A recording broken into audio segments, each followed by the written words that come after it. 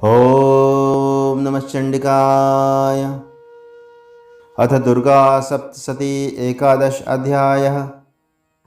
दुर्गा सप्तशती के अध्याय 11 में माँ दुर्गा की शक्तियों और स्वरूपों का वर्णन किया गया है और सभी विपदाओं से रक्षा के लिए देवी माँ से प्रार्थना की गई है। साथ ही साथ देवी माँ ने भविष्य में होने वाले कुछ अवतारों के बारे में बताया है। दुर्गा सप्तशती के 700 श्लोकों में से इस अध्याय में 55 श्लोक आते हैं। ऋषि कहते हैं, देवी के द्वारे महादैत्यपति शुंभ के मारे जाने पर इंद्र आदि देवता अग्नि को आगे करके उन कात्यायनी देवी की स्तुति करने लगे। उस समय अभिष्ट की प्राप्ति होने से उनके मुख कमल दमक उठे थे और उनके प्रकाश से दिशाएं भी जगमगा उठी थी। देवता बोले, शरणागत की पीड़ा दूर करने वाली देवी, हम पर प्रसन्न हो। संपूर्ण जगत की माता, प्रसन्न हो। विश्वेश्वरी, विश्व की रक्षा करो। देवी, तुम ही चराचर जगत की अधीश्वरी हो। तुम इस जगत का एकमात्र आधार हो, क्योंकि पृथ्वी रूप में तुम्हारी ही स्थिति है। देवी, तुम्हारा पराक्रम अलंघनीय है। तुम ही जल रूप में स्थित होकर संपूर्ण जगत को तृप्त करती हो। तुम अनंत बल संपन्न वैष्णवी शक्ति हो। इस विश्व की कारणभूता परा माया हो।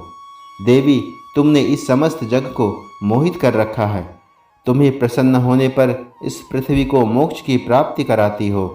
देवी, संपूर्ण विद्याएं तुम्हारे ही भिन्न भिन्न स्वरूप हैं। जगत में जितनी स्त्रियां हैं वे सब तुम्हारी ही मूर्तियां हैं। जगदम्बा, एकमात्र तुमने ही इस विश्व को व्याप्त कर रखा है। तुम्हारी स्तुति क्या हो सकती है। तुम तो स्तुति करने योग्य पदार्थों से परे एवं परावाणी परम बुद्धि स्वरूपा हो। जब तुम सर्वस्वरूपा देवी स्वर्ग तथा मोक्ष प्रदान करने वाली हो, तब इसी रूप में तुम्हारी स्तुति हो गई। तुम्हारी स्तुति के लिए इससे अच्छी उक्तियाँ और क्या हो सकती हैं। बुद्धि रूप से सब लोगों के हृदय में विराजमान रहने वाली तथा स्वर्ग एवं मोक्ष प्रदान करने वाली नारायणी देवी, तुम्हें नमस्कार है। कला, काष्ठा आदि के रूप से क्रमशः परिणाम अर्थात अवस्था परिवर्तन की ओर ले जाने वाली तथा विश्व का उपसंहार करने में समर्थ नारायणी, तुम्हें नमस्कार है। नारायणी, तुम सब प्रकार का मंगल प्रदान करने वाली मंगलमयी हो। कल्याणदायिनी शिवा हो। सब पुरुषार्थों को सिद्ध करने वाली शरणागत वत्सला, 3 नेत्रों वाली एवं गौरी हो। तुम्हें नमस्कार है। तुम सृष्टि पालन और संहार की शक्तिभूता सनातनी देवी, गुणों का आधार तथा सर्वगुणमयी हो। नारायणी, तुम्हें नमस्कार है। शरण में आए हुए दीनों एवं पीड़ितों की रक्षा में संलग्न रहने वाली तथा सबकी पीड़ा दूर करने वाली नारायणी, तुम्हें नमस्कार है। नारायणी, तुम ब्रह्माणी का रूप धारण करके हंसों से जुते हुए विमान पर बैठती तथा कुश मिश्रित जल छिड़कती रहती हो। तुम्हें नमस्कार है। माहेश्वरी रूप से त्रिशूल, चंद्रमा एवं सर्प को धारण करने वाली तथा महान वृषभ की पीठ पर बैठने वाली नारायणी देवी, तुम्हें नमस्कार है। मोरों से घिरे रहने वाली तथा महाशक्ति धारण करने वाली कौमारी रूप धारिणी निष्पापे नारायणी, तुम्हें नमस्कार है।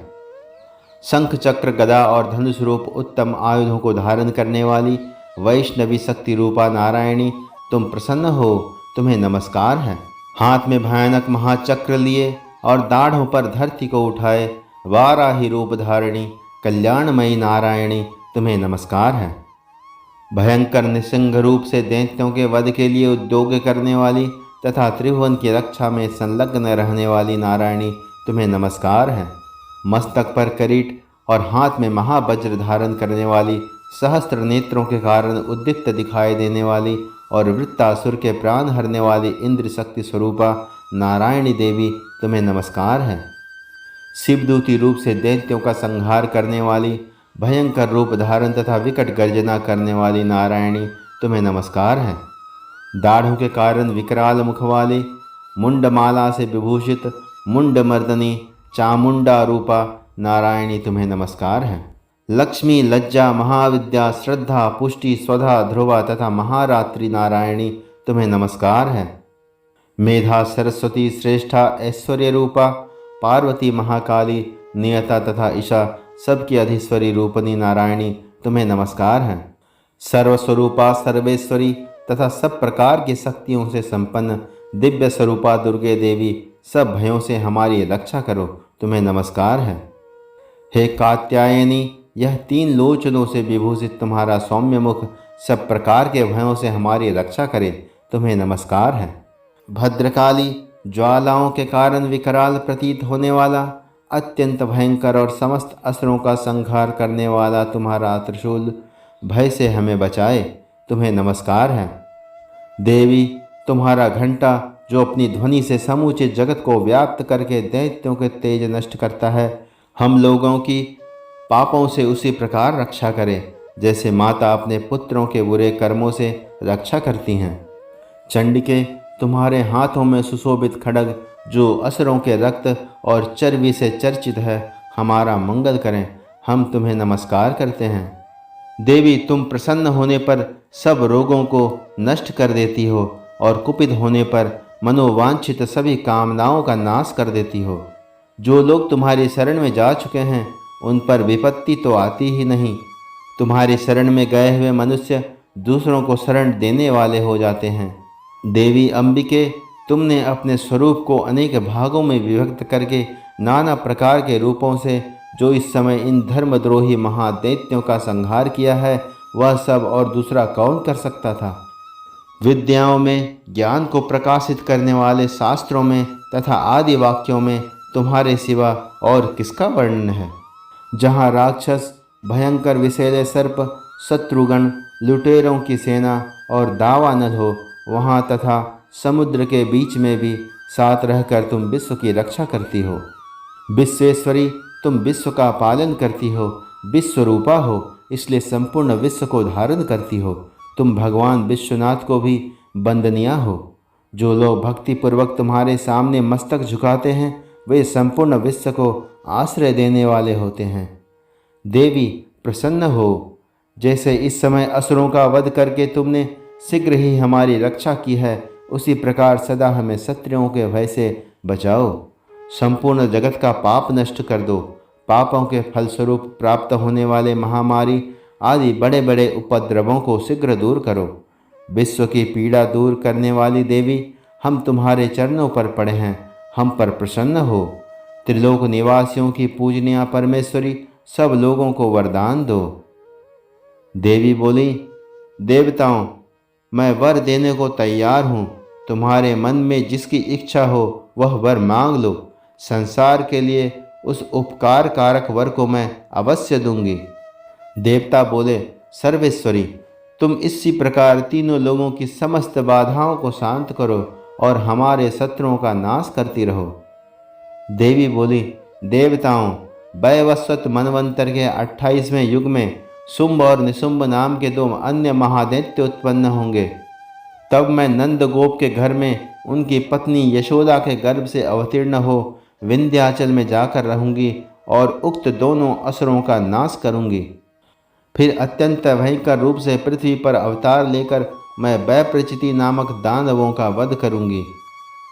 उन दोनों भयंकर महादैत्यों का भक्षण करते समय मेरे दांत अनार के फूल की भांति लाल हो जाएंगे। तब स्वर्ग में देवता और मर्त्यलोक में मनुष्य सदा मेरी स्तुति करते हुए मुझे रक्तदंतिका कहेंगे। फिर जब पृथ्वी पर 100 वर्षों के लिए वर्षा रुक जाएगी और पानी का अभाव हो जाएगा, उस समय मुनियों के स्तवन करने पर मैं पृथ्वी पर अयोनिजा रूप में प्रकट होंगी और 100 नेत्रों से मुनियों को देखूंगी। अतः मनुष्य शताक्षी नाम से मेरा कीर्तन करेंगे। देवताओं, उस समय मैं अपने शरीर से उत्पन्न हुए शाकों द्वारा समस्त संसार का भरण पोषण करूंगी। जब तक वर्षा नहीं होगी तब तक वे शाक ही सबके प्राणों की रक्षा करेंगे। ऐसा करने के कारण पृथ्वी पर शाकंभरी के नाम से मेरी ख्याति होगी। उसी अवतार में मैं दुर्गम नामक महादैत्य का वध भी करूंगी। इससे मेरा नाम दुर्गा देवी के रूप से प्रसिद्ध होगा। फिर मैं जब भीम रूप धारण करके मुनियों की रक्षा के लिए हिमालय पर रहने वाले राक्षसों का भक्षण करूंगी, उस समय सब मुनि भक्ति से नतमस्तक होकर मेरी स्तुति करेंगे। तब मेरा नाम भीमा देवी के रूप में विख्यात होगा। जब अरुण नामक दैत्य तीनों लोकों में भारी उपद्रव मचाएगा, तब मैं तीनों लोगों का हित करने के लिए 6 पैरों वाले असंख्य भ्रमरों का रूप धारण करके उस महादैत्य का वध करूंगी। उस समय सब लोग भ्रामरी के नाम से मेरी स्तुति करेंगे। इस प्रकार जब जब संसार में दानवी बाधा उपस्थित होगी, तब तब अवतार लेकर मैं दुष्टों का संहार करूंगी। इस प्रकार श्री मार्कंडेय पुराण में सावर्णिक मनवंतर की कथा के अंतर्गत देवी महात्म्य में देवी स्तुति नामक 11वां अध्याय पूरा हुआ। ओम नमः चंडिकाय। ओम नमः चंडिकाय। ओम नमः चंडिकाय।